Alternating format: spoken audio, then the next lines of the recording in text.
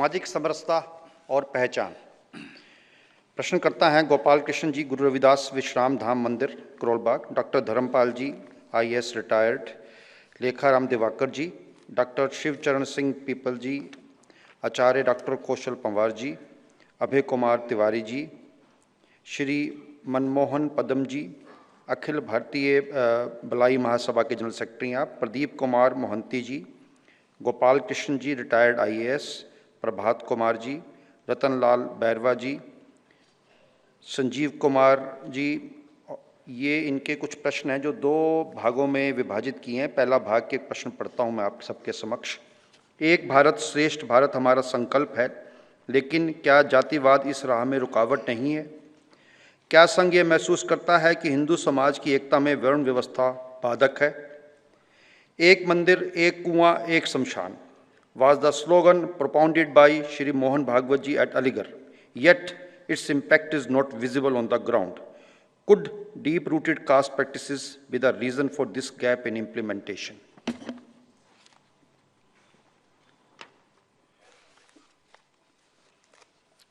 तो जातिवाद तो रुकावट है। किसी भी बात का वाद होता है तो वो रुकावट ही बनता है किसी भी बात में।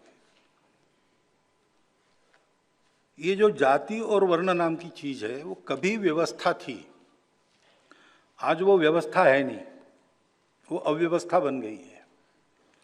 और जाति और वर्ण व्यवस्था के नाम पर जाति और वर्णों के अभिमान अपना खेल खेल रहे हैं।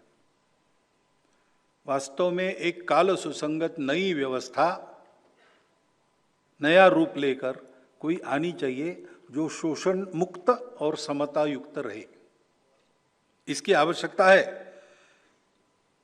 तो जो आउट ऑफ डेट है, कालबाह्य है, वो जाने वाला है, उसकी बहुत चिंता करने की आवश्यकता नहीं। ठीक से जाए, जाते जाते उपद्रव न करे, ये देखना है। व्यवस्था तो है नहीं, हमारे मन में वो अहंकार है, मैं इस वर्ण का हूं, मैं इस जाति का हूं। और न्यूनगंड भी है, अरे अरे मैं इस वर्ण का हूं, मैं इस जाति का हूं। ये अहंकार समाप्त होना चाहिए तो वो न्यूनगंड भी समाप्त होगा। व्यवहार होना चाहिए।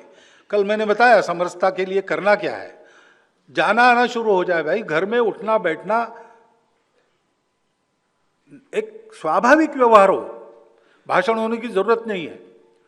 यशवंतराव जी केलकर थे हमारे विद्यार्थी परिषद में, एक विद्यार्थी परिषद के नए कार्यकर्ता अनुसूचित जाति का था, उसको भड़का दिया वहाँ पे कि ये लोग तुम्हारा उपयोग कर रहे हैं, फिर से तुमको फिर झाड़ू लगाने के लिए ही बताएंगे वगैरह। तो वो तिलमिला गया और भरी दोपहर उनके घर गया प्रश्न पूछने के लिए। बेल दबाई, उन्होंने दरवाजा खोला, अरे इतने दोपहर गर्मी में आ गए, आओ आओ बैठो, क्या बात है? उनका बताता हूँ, लेकिन मुझे प्यास बहुत लगी, पानी चाहिए। सहज उसको प्यास लगी थी, उसने कहा।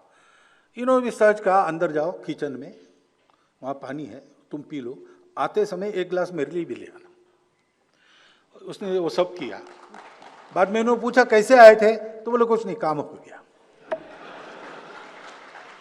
इस प्रकार का व्यवहार चाहिए। अपने भाषण में, बुद्धि में, तर्क में नहीं रहा तो भी चलेगा, लेकिन जो भी आपको दिखता है वहां होता है, इन स्पाइट ऑफ दैट ये अपनापन जाना वहां तक, हृदय का हृदय से स्पर्श हो, इस प्रकार का सहज स्वाभाविक व्यवहार होना, इसकी आवश्यकता है। ये होता है तो सारी बातें होती है। स्वयं से के प्रयत्न कर रहे, लेकिन धीरे धीरे अब इतने डीप रूटेड है सारी बातें, तो उखड़ने में और जो प्रयास चल रहे उसका इम्पैक्ट दिखने में समय लगेगा।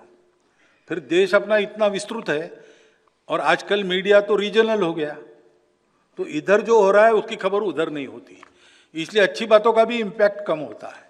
कभी कभी जो जाना नहीं चाहिए सर्वदूर वो जाता है, लेकिन जो सर्वदूर जाना चाहिए पॉजिटिव न्यूज, उसमें कमी है।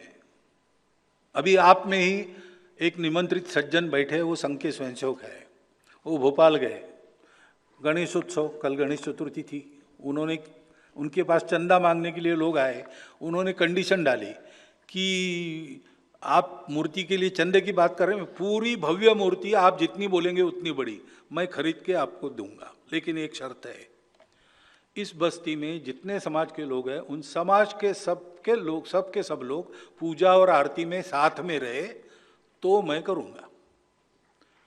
और उस बस्ती में उन्होंने ये वातावरण खड़ा किया और वैसे ही हुआ। ये स्वयंसेवक हमारे ऐसा प्रयास करते हैं और समूह के रूप में भी करते हैं।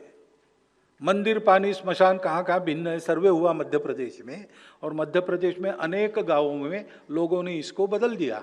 अनेक गांव अभी करने बाकी है, क्योंकि ये काम जबरदस्ती नहीं होता, लड़के नहीं होता, मन बना के होता है, उसको समय लगता है। पालामूर जिला तेलंगाना का, उसमें ऐसे कई उदाहरण है। मैंने 2 बताए, बाकी जगह नहीं है, ऐसा नहीं है। अभी राम जन्मभूमि के लिए महाराष्ट्र के देहातों में हमारे कार्यकर्ता गए तो उन्होंने इस प्रकार सारा कार्यक्रम रचित किया कि उस बहाने उस गांव के मंदिर में गांव के सब जाति वर्ग के लोग वो सब एकत्रित हुए 3-4 बार। तो वहां का ये जो दर्शन पर प्रतिबंध था अपने आप ही टूट गया बिना कुछ बोले। हम ये करते हैं, कोई देखे कोई ऐसा इंपैक्ट हमारे काम से हो रहा है क्या? सर्वे करे और ठीक से सर्वे करे, रिजल्ट छापे। रिजल्ट अच्छे आए तो आप सब लोगों का उत्साह बढ़ेगा। समझो कम आए तो हम लोगों के लिए सोचने की बात रहेगी कि क्या सुधार करें कि रिजल्ट ठीक आए। लेकिन हम कर रहे हैं और उसका इम्पैक्ट भी जहां कर रहे हैं वहां तो हो रहा, बाकी जगह इसको मालूम होना और ये हवा बनना, इसके लिए थोड़ा आपके तरफ से भी सहयोग आवश्यक है, तब वो हो जाएगा।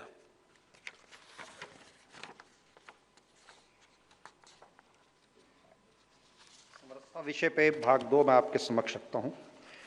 क्या आरक्षण जातिवाद को बढ़ाता है या समरसता में बाधक है? इस विषय पर संघ का क्या विचार है? आपने कहा कि हम भिन्न होकर भी एक हैं, हिंदू हैं, लेकिन जब निम्न वर्ग की स्त्री के साथ शीलभंग होता है तो संघ की ओर से संतोषजनक विरोध क्यों नहीं दिखाई देता? भारतीय समाज में एक वर्ग ने सदियों से समाज में सफाई बनाने का कार्य किया, फिर भी आज वे बदहाल हैं। उनके प्रतिनिधित्व के लिए संघ क्या प्रयास करेगा? There are references of caste division in Manusmriti and Vedas. Please express your views on this.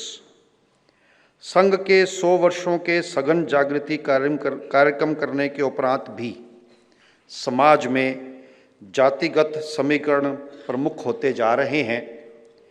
इससे हमें कब मुक्ति मिलेगी?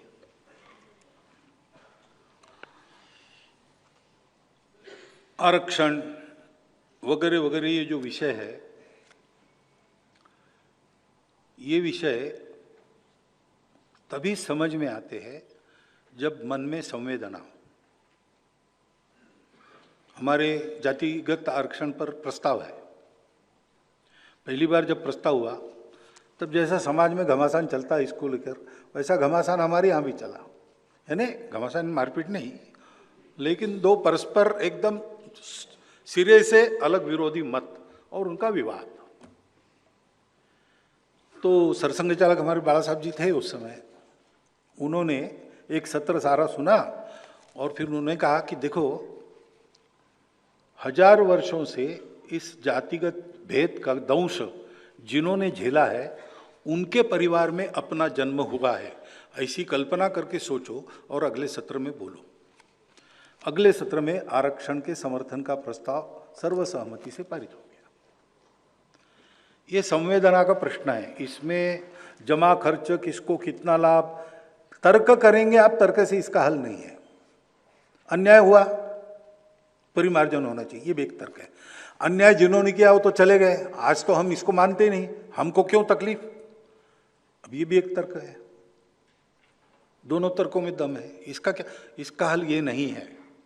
दीनदयाल जी उपाध्याय ने बताया कि भाई खड्डे में कोई गिरा है और उसको ऊपर निकालना है, तो जो खड्डे में गिरा है वो हाथ ऊपर करेगा, अपने पंजों पर खड़ा रह के ऊंचा होने का प्रयास करेगा, और ऊपर जो है वो नीचे झुक के उसको हाथ देगा, तभी होगा। इसकी आवश्यकता है। ये जो बाहर से वाद विवाद चलते सारे इन विषयों के बारे में, उसमें तर्क चलता है। लेकिन मैं कहता हूं, मैं सार्वजनिक रूप से कहता हूं, युवकों से बात करते हुए करता हूँ कि भाई अगर 1000 वर्ष हमारे लोगों ने ये झेला है तो हमारे लोग हैं, उनको ऊपर लाने के लिए अगर 200 वर्ष हमने झेला तो क्या फर्क पड़ेगा? अपने लोगों के लिए कुछ छोड़ना होता है भाई, यही धर्म है ना। परसों धर्म की इसमें उदाहरण दिए मैंने, शिबी राणा ने अपना मांस काट के दिया, तो हम कुछ छोड़ेंगे तब हमारे सब लोगों को मिलेगा, तो इसलिए करो, कुछ बात नहीं, होगा थोड़ा नुकसान। ये जब तक भावना नहीं आती तब इस बात को समझ नहीं सकते। संविधान सम्मत जितना आरक्षण है उसको संघ का पहले से समर्थन है, सदा रहेगा। और जब तक उस आरक्षण के लाभार्थियों को लिए लगता नहीं कि इसकी आवश्यकता नहीं भाई है, वो समाज भेद समाप्त हो गया, अब हम अपने बलबूते खड़े रहेंगे, ये दूसरे किसी को दो, ऐसा जब तक उनको लगता नहीं, हम उसके समर्थन में रहेंगे। ये मैं कई बार बोल चुका हूँ, ये संघ की भूमिका पहले से है। अब भेद समाप्त हुआ कब लगेगा? तो ये जो घटनाएं जिसका उल्लेख आया प्रश्न में, अत्याचारों की, ये बंद होगी। ये अभी भी चलती है और चलती है। वहाँ संघ के स्वयंसेवक उसका पुरजोर विरोध करने के लिए खड़े हो जाते हैं। उन सब का विचार है कि ऐसी बातों में हमको जाना चाहिए, देखना चाहिए, सत्य और न्याय के पक्ष में खड़ा होना चाहिए। लेकिन सब जगह उनकी ताकत नहीं है। पूरे संघ की ताकत ठीक है, लेकिन मेरे गांव में संघ का क्या प्रभाव है, ये अलग अलग है। और जहां ताकत है वहां खड़े रहने के बाद भी वो खड़े रहे ऐसा आता नहीं, ये भी हो सकता है। या कहीं पर वास्तव में वो नहीं आए हो तो ये उनकी कमी है, ये उनकी त्रुटि है, वो हमको सीधी ठीक करनी पड़ेगी। लेकिन मन तो हमारा यही है कि ऐसा जहां जहां होता है वहां स्वयंसेवक जाए, समाज में इसके कारण आपस में झगड़े होने न दे, सत्य और न्याय के पक्ष में खड़े होकर न्याय दिलवाए। ये सब स्वयंसेवकों ने करना अपेक्षित है। विभिन्न कारणों से नहीं होता है, बिना कारण नहीं होता है तो हमारी कमी है। स्थानीय संघ कार्यकर्ताओं के ध्यान में आप ला दीजिए, उसका इलाज होगा। जो ऐसे दुर्बल वर्ग है उनके आरक्षण के लिए प्रयास हम करेंगे, लेकिन करते तो एक बात होती है, लोग कहते कि बीजेपी की वोट बैंक बढ़ाने के लिए संघ कर रहा है, तो ये भी होना नहीं चाहिए। उसके कारण दोनों ओर गलतफहमियां होती है, विषय बाजू रह जाता है। तो हम ज़्यादा उचित ये समझते हैं कि समाज में अपने वर्ग की उन्नति के लिए उस वर्ग की लीडरशिप खड़ी हो, वो प्रामाणिकता से, निस्वार्थ बुद्धि से, हम एक वर्ग के नेता है लेकिन हम पूरे समाज के अंग है, ये मानकर करें। ऐसा नेतृत्व खड़ा हो, इस दिशा में हमारे प्रयास चलते रहेंगे।